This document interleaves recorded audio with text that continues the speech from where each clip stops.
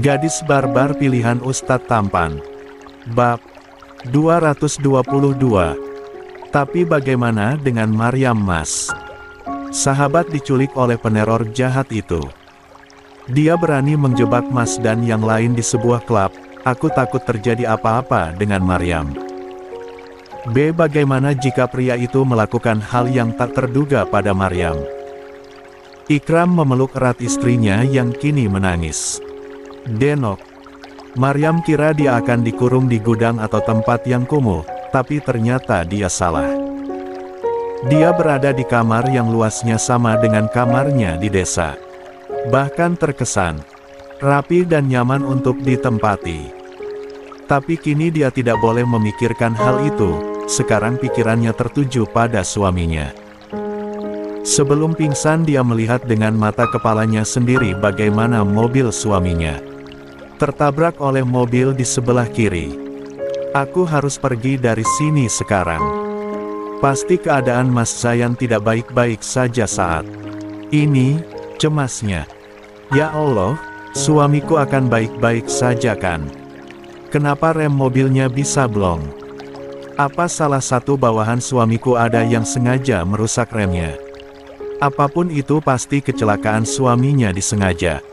Pelakunya si peneror itukah? Iya juga. Yakin orang yang menculiknya adalah orang yang sama.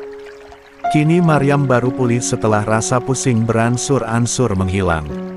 Jantungnya berdegup kencang saat baru sadar jika pakaiannya kini telah diganti. Tidak ada gamis ataupun kerudung, dia hanya memakai dress sebatas lutut dengan rambut sebatas dadanya yang tergerai. Ya Allah, siapa yang mengganti pakaianku dengan pakaian terbuka ini? Dia berusaha berdiri walaupun kedua lututnya terasa sakit. Setelah dilihat bagian sana ternyata diperban begitu juga dengan sikunya. Di mana pakaianku? Kerudungku? Ya Allah. Dia berusaha untuk mencari di sekitar, tapi tidak ada. Membuka lemari dengan paksa hanya ada pakaian pria saja. Namun dia mengambil hoodie hitam untuk menutupi kain lengannya yang pendek, dan pundaknya yang terlihat. Bagaimana dengan rambutnya? Wajahnya kian memucat. Dia tidak mungkin memperlihatkan sesuatu yang dia jaga dilihat oleh orang selain suaminya sendiri. Tidak kehabisan akal, Maryam menarik tirai dari jendela, dia menggunakan kain itu untuk menutupi kepalanya. Karena hanya itulah yang ada di kamar kecil ini.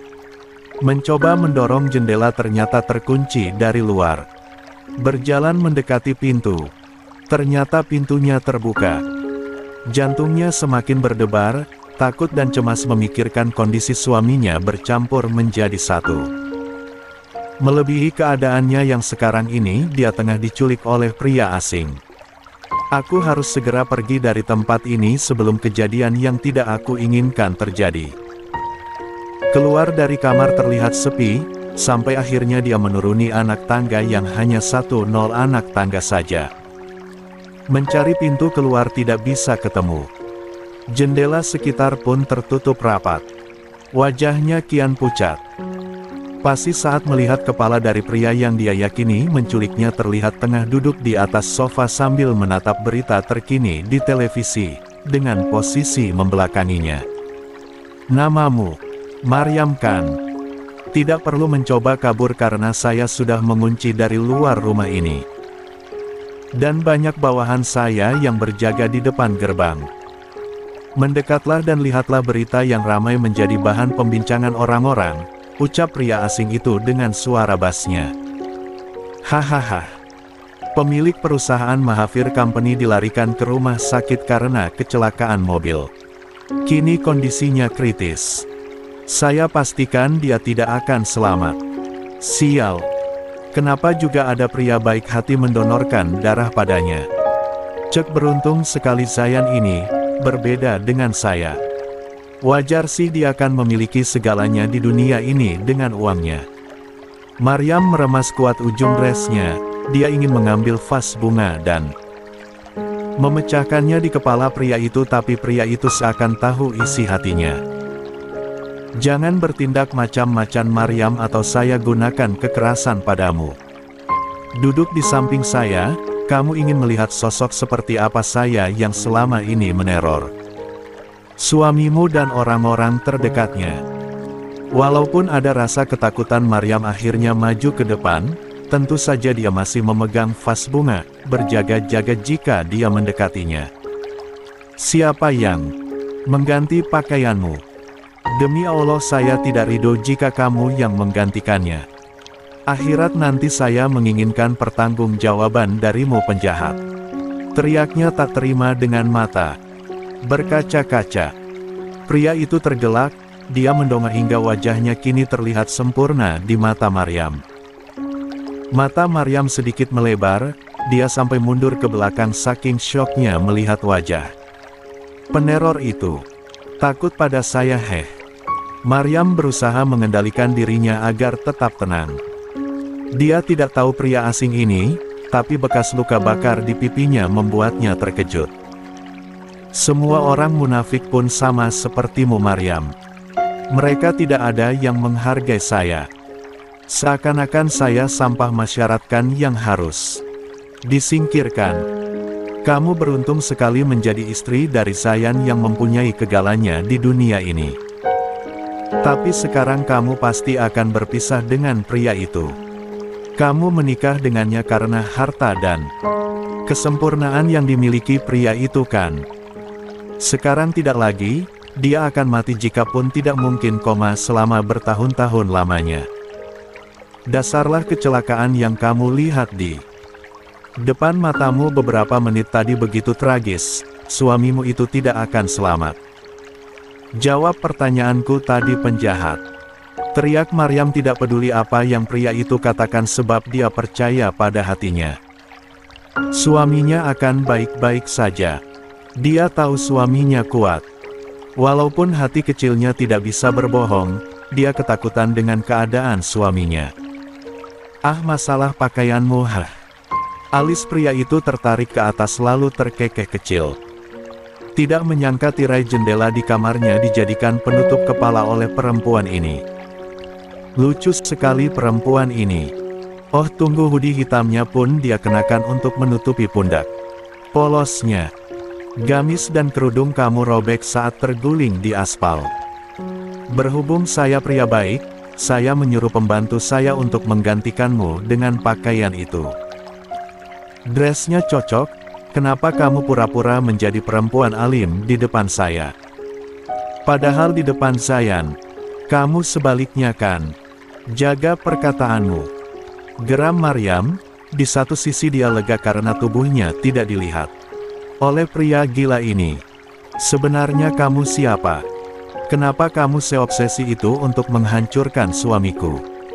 Adik ipar, kamu terlalu banyak tanya. Saya tidak suka perempuan yang cerewet. Tapi saya sedikit menyukai kamu karena di saat seperti ini kamu tidak takut pada saya. Bicaramu pun begitu tenang. Karena kini pikirannya dominan memikirkan keadaan suaminya daripada dirinya sendiri. Tunggu, adik ipar. Panggil saya kakak iparmu. Saya adalah anak hasil hubungan ayah brengseknya Zayan dengan sepupu tante Vidya. Sial, saya baru mengetahui ini semua di saat ibu saya telah meninggal 5 bulan lalu karena penyakitnya. Orang kaya itu semua munafik, terutama pria bajingan yang telah meninggal dunia ini. Nama Mahesa, di sosial media pun tidak memiliki keburukan sedikit pun, dia dianggap menjadi korban kejahatan Tante Vidya dan Om Kenan, di mata masyarakat mereka mengasihaninya. Sampai media tidak tahu sebrengsek apa pria bajingan itu di masa lalu. Dia merkosa ibu saya dengan paksa hingga ibu saya melahirkan saya dan membesarkan saya seorang diri. Ibu saya terlalu bodoh, kenapa dia tidak meminta haknya yang telah? Pria itu renggut. Hahaha, saya lupa polisi pun mengatakan ini semua hanyalah tipu muslihat ibu saya saja agar bisa mendapatkan harta mahafir. Semua orang tidak percaya jika saya juga keturunan Mahesa Mahafir, mentang-mentang ibu saya miskin. Kekuasaan memang dapat membungkam mulut semua orang. Saya benci orang-orang munafik. Di mata semua orang terlihat baik, aslinya mereka benar-benar busuk seperti sampah.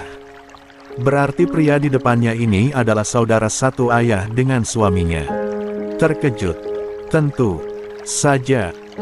Seharusnya ibu saya mengatakan fakta ini di saat Mahesa masih ada di dunia ini. Dengan begitu saya akan meminta hak saya sebagai keturunan Mahavir dan ibu saya bisa operasi jantung. Tapi sayangnya ibu saya bodoh, dia merahasiakan semua ini dan mengatakan kebenarannya 1 jam sebelum dia mati. Maryam akhirnya angkat suara. Itu berarti kesalahan ayah suamiku bukan suamiku sendiri. Mas Zayan pun tidak tahu jika ayahnya ternyata memiliki anak dari wanita lain. Jika dia tahu sejak awal mungkin akan membantu ibumu operasi dan membagi harta keluarganya padamu. Sekarang pun suamiku membagi harta Mahavir untuk adik kembarannya. Suamiku tidak segila itu pada kekayaan Mahavir.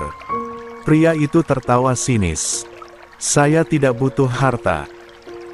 Saya hanya ingin anak dari Mahesa dipandang buruk oleh masyarakat. Karena Mahesa sendiri saya tidak mampu menjelekkan namanya karena orang-orang tidak percaya ibu saya kosa oleh pria bajingan itu sampai harus melahirkan saya. Orang-orang yang berada di dekat Zayan terkena dampak agar mereka menjauhi pria munafik itu. Kenapa saya anggap Zayan munafik? Karena dia pura-pura baik. Bak menjadi pahlawan untuk menyelamatkan ayahnya dari kejahatan Tante Vidya dan Om Kenan bersama teman-teman sialannya itu, padahal mereka sama saja melindungi penjahat seperti Mahesa yang memilih hati busuk. Maryam mundur saat pria itu berdiri, masih memegang kuat vas bunga di tangannya untuk berjaga-jaga. Tapi masalahmu meneror suamiku dan orang-orang terdekatnya itu tindakan kejahatan. Pria tidak punya hati. Ini semua memang salah ayahnya suamiku, tapi kenapa kamu membalaskan dendam pada suamiku yang tidak tahu jika ayahnya memiliki anak dari wanita lain? Apa kamu bilang? Desis pria itu tersulut emosi. Stop, jangan mendekat. Maryam berteriak ketakutan saat pria itu mendekat. Dia ingin melemparkan vas bunga di tangannya, namun lengannya terlalu cepat ditahan. Apapun alasannya, saya membenci keluarga Mahavir yang telah merusak hidup ibu saya.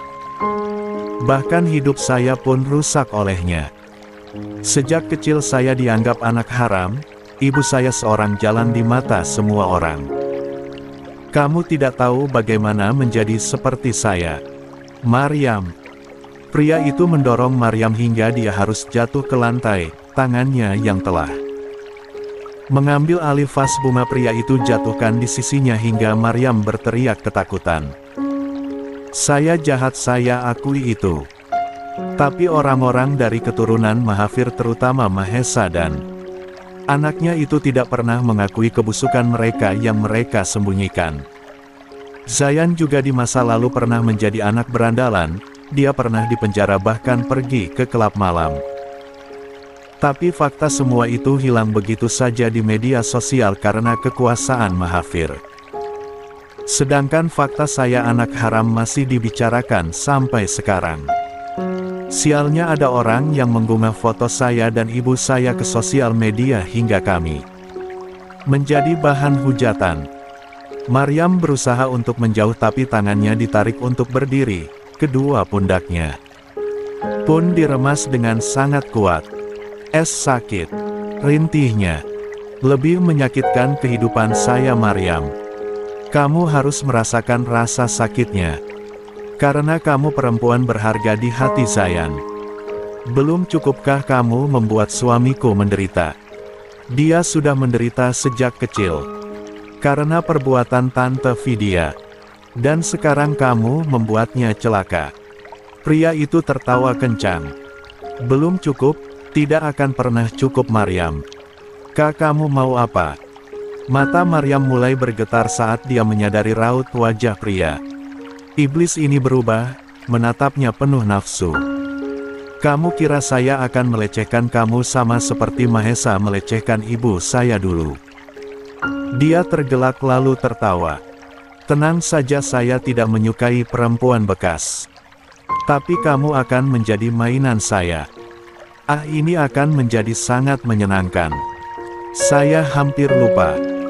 Nama saya Hanja, orang-orang selalu memanggil saya anak haram atau tidak anak hasil zina. Bukankah itu nama yang bagus, Hem? Hanja. Maryam tidak tahu harus apa. Tapi dia yakin pria ini baik hanya saja dunia. Tidak pernah baik padanya. Tolong lepaskan aku mohon. Aku mencemaskan suamiku. Hanja tertawa tanpa belas kasih sedikit pun. Mau bagaimana lagi, dia tumbuh dengan luka. Cemaskan diri kamu sendiri, Maryam. Mungkin saja beberapa jam lagi akan ada berita Zayan Atarayan Mahafir dinyatakan meninggal dunia. Sayang sekali belum sebulan kamu harus menjadi seorang janda. Jika nanti kamu benar-benar menjadi janda mau menikah dengan saya. Maryam berusaha untuk mundur sambil memeluk tubuhnya. Pria di depannya ini gila. Dia harus segera pergi dari rumah ini.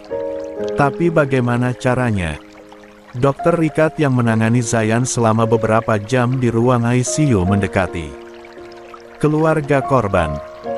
Terlihat ada Ikram, Yulia, Zian, Zinaya, dan juga 3 sahabat Zayan yang telah datang, yaitu Baya, Rion, dan juga Ryan yang sejak tadi menunggu kabar. Dokter, bagaimana keadaan sahabat saya? Tanya Baya meremas kedua tangannya. Dia langsung pergi dari desanya ke lokasi yang dikirimkan Ustadz Ikram saat tahu sahabatnya kecelakaan. Dokter yang memakai masker itu membuka penutup wajahnya. Pasien telah melewati masa kritisnya. Banyak darah yang keluar di bagian kening dan juga perutnya hingga pasien harus mendapatkan beberapa jahitan. Dan dia menghela napas panjang, sedikit berat mengatakan kenyataan yang harus diterima. Dengan berat hati saya katakan jika pasien mengalami paraplegia di mana ketika kedua kaki dan sebagian tubuh bagian bawah mengalami kelumpuhan, ini terjadi akibat gangguan pada sistem saraf, terutama sumsum tulang belakangnya akibat kecelakaan tragis itu. Semua orang terdiam mendengarnya. Zayan lumpuh. Ini berita yang mengejutkan. Mereka benar-benar tidak percaya hal ini akan terjadi pada orang terdekat mereka. Dokter, apakah kelumpuhan ini bisa disembuhkan? Kedua kaki Zayan hanya lumpuh. Sementara kan, tidak permanen. Tanya Yulia dengan wajah pucat pasi. Bisa, tapi saya tidak yakin 100%, namun masih ada kecil kemungkinan.